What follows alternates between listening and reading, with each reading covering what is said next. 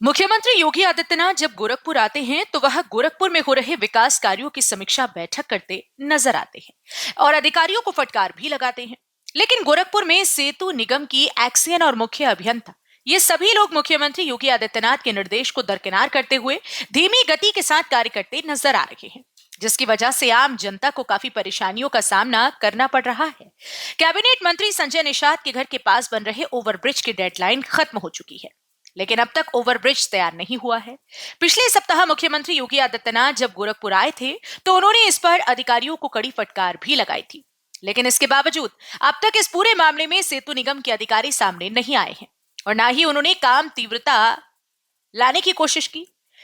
सुरक्षा के कोई भी मानक, कोई भी निर्देश या कोई भी साइन बोर्ड कार्यस्थल पर नजर नहीं आ रहे।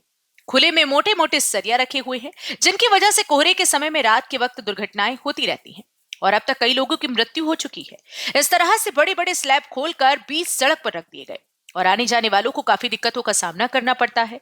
कई बार कई गाड़ियां भी दुर्घटनाग्रस्त हो चुकी हैं। जिस कार्य को 2 साल के अंदर हो जाना चाहिए था, वह कार्य अब तक कछुए की गति से आगे बढ़ता हुआ दिखाई दे रहा है।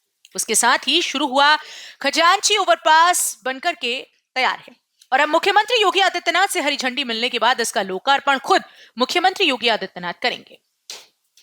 आपको बता दें कि पादरी बाजार ओवरब्रिज की वजह से स्थानीय लोगों को काफी परेशानियों का सामना करना पड़ता है। स्कूल की छुट्टी के समय जाम से जूझते हुए हलकान बच्चे और माता पिता नजर आते हैं।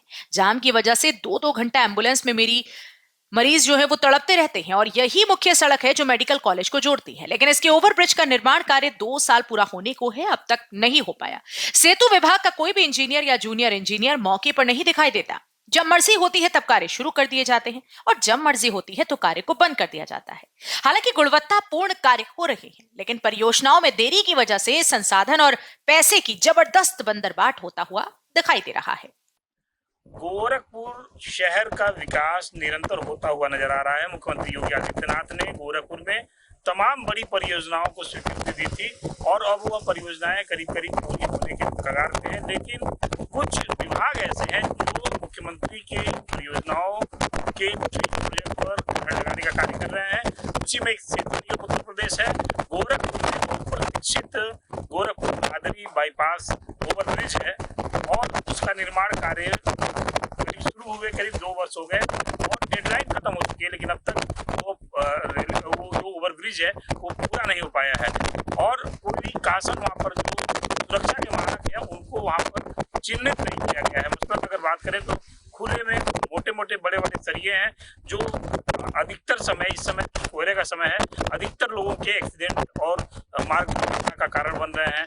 इसके अलावा बड़े बड़े स्लैब्स रखे गए हैं जहाँ पर कोई भी कासन नहीं लिखा हुआ है, कोई डाइवर्जन नहीं लिखा हुआ है और काम भी बहुत ही स्लो गति से हो रहा है। हालांकि कार्य की जो गुणवत्ता है वो काफी अच्छी है, लेकिन जो कार्य है वो काफी बहुत ही धीमी गति की वजह से हो रहा है। जिस कारण मुख्यमंत्री योगी आदित्यनाथ ने इस प्रतीक्षित ब्रिज का निरीक्षण किया था और अधिकारियों को डांट फटकार लगाई थी, लेकिन वहाँ इसके अधिकारी ना ही वहाँ पर शासन की व्यवस्था कर बैठे हैं, ना ही इस कार्य में तेजी करने की कोशिश कर रहे हैं।